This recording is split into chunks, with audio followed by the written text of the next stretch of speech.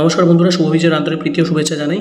আজ আমরা ডিসকাস করব এফসি গোয়ার সাথে এফসি ইস্তিকলালের ম্যাচের অ্যানালিসিস এবং আল নাসরের যে ম্যাচটি হলো তারও অ্যানালিসিস, এবং গ্রুপ ডি থেকে যদি এফসি গোয়াকে নেক্সট লেভেলে যেতে হয় তাহলে সেটা কি পসিবল, যদি পসিবল হয় তাহলে কীভাবে কী অঙ্কে যেতে পারবে, তো সেই সব ডিসকাশন হবে। এছাড়া আমরা ডিসকাস করব কেরালা সুপার লিগকে নিয়ে একটা ছোটো আপডেট আছে, এবং এছাড়া আন্ডার 23 টিমের একটা আপডেট আছে, তো সেই সব নিয়ে আজকে অ্যানালিসিস হবে।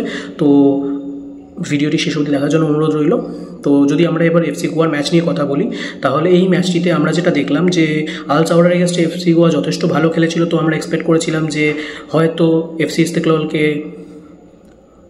এফসি গোয়া হারাতে পারবে, বাট দেন ইস্তিকলালের এগেনস্টে যে খেলাটা হলো সেখানে আমরা যেটা দেখলাম যে এফসি গোয়া 7টা শর্টস নিয়েছে, কিন্তু শর্টস অন টার্গেট মাত্র একটা।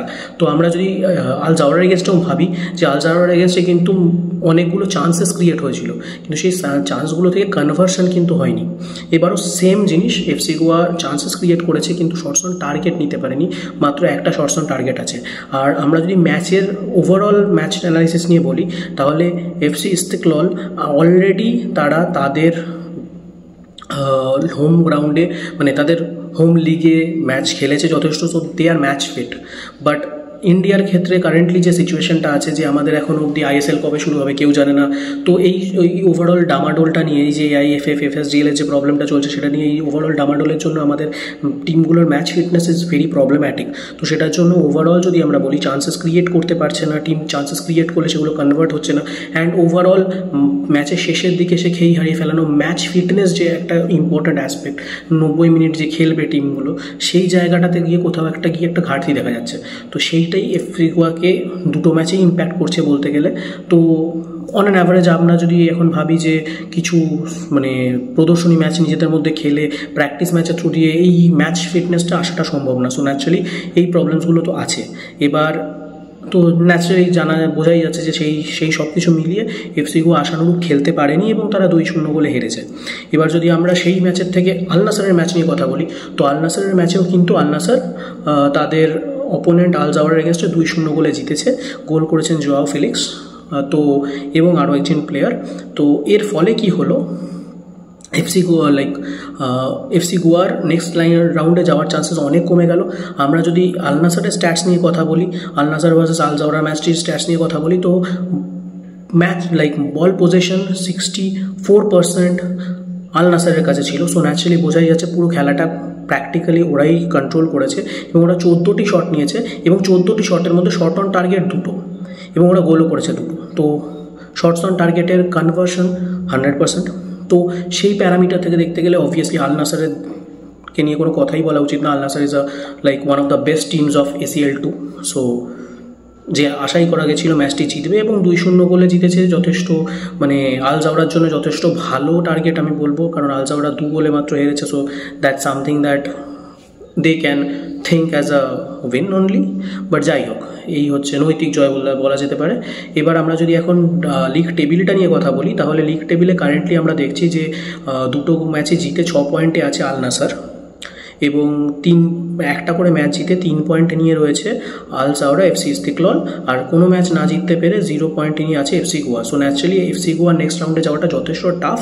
এখন আমরা যদি ওভারঅল টিমগুলো স্ট্রেংথ নিয়ে কথা বলি, তো আমরা ইজিলি বলতে পারি যে আল নাসরের পক্ষে একটা ম্যাচও জেতা সম্ভব, আল নাসরের ক্ষেত্রে একটা ম্যাচও হারা সম্ভব না। So naturally they will be winning all the matches এখন, বিকজ তার আশেপাশে যে বাকি যে দলগুলো আছে তারা ধারে বারে আল নাসরের ধারে কাছে আসে না। সো ন্যাচারালি আল নাসর সবকটা ম্যাচ জিতবে, সেটা খুব নর্মাল। তো এছাড়া আমরা যদি এখন বাকি টিমগুলোর কথা বলি, এখন এফসি গোয়া একমাত্র নেক্সট রাউন্ডে যেতে পারে যদি তারা 6 পয়েন্ট পায়, এবং অ্যাট দ্য সেম টাইম বাকি যে 2টো দল আছে সেই 2টো দল তাদের বাকি ম্যাচগুলোর মধ্যে ডেফিনেটলি গোয়ার এগেনস্টে তারা হারে, আল নাসরের এগেনস্টে তারা আশা করছি তারা হারবে, বিকজ ফুটবলে যদিও কিছু বলা যায় না, তবুও the strength of Al Nassr is way better than this players. So expected যে এরা আল নাসরকে হারাতে পারবে না। সো তাদের এগেনস্টে যদি আল নাসরের এগেনস্টে ওরা দুজনই হারে, তাহলে নিজেদের মধ্যে যে ম্যাচটা আছে সেই 2টো ম্যাচ যদি তারা ড্র হয়, তবেই একমাত্র এফসি গোয়া এদের দুজনকেই হারিয়ে ফেলে, এবং এরা নিজেদের মধ্যে 2টো ম্যাচেই ড্র করে, তাহলে এরা দুজনই 3 পয়েন্ট করে পেয়ে আছে, তার সাথে 2 পয়েন্ট আরও অ্যাড হয়ে 5 পয়েন্টে যাবে।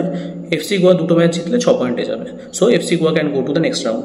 এছাড়া আর যদি কোনো কিছু হয় তাহলে there is no chance of FC Goa going through, এবং আমি এটাও এক্সপেক্ট করি না যে এফসি গোয়া আল নাসরের সাথে ড্র করবে, so which is very practical.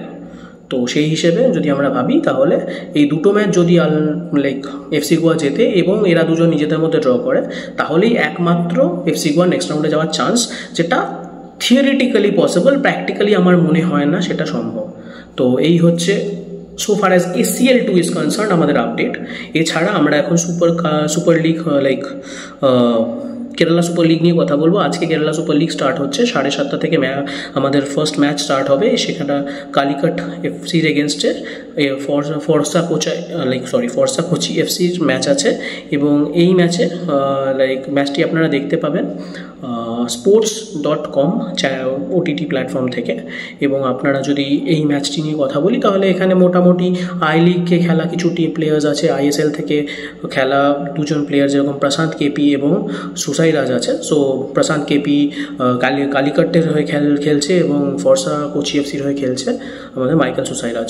So এই হচ্ছে আজকের প্রাইমারি আপডেট। এবার যদি আন্ডার-23 টিম নিয়ে কথা বলি, সো আন্ডার-23 ইন্দোনেশিয়ার আন্ডার-23 টিমের সাথে খেলবে 8th এবং 10th, সো 8th এবং 10th অক্টোবর।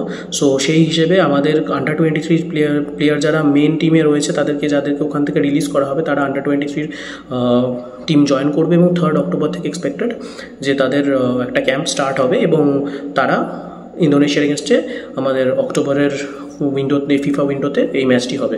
সো এটি একটি যথেষ্ট AIFF এর ভালো উদ্যোগ। এছাড়াও আন্ডার-17 চায়নার এগেনস্টে একটা ম্যাচ খেলার দুটো ম্যাচ খেলার কথা আছে। So that's the update for today. আপনাদের চ্যানেলটি ভালো লাগলে চ্যানেলটিকে সাবস্ক্রাইব করে দেবেন, এবং আপনাদের কি মনে হয় যে মোটামুটি এফসি গোয়া নেক্সট রাউন্ডে যেতে পারবে কিনা সেটা কমেন্টে লিখে জানাবেন। ধন্যবাদ।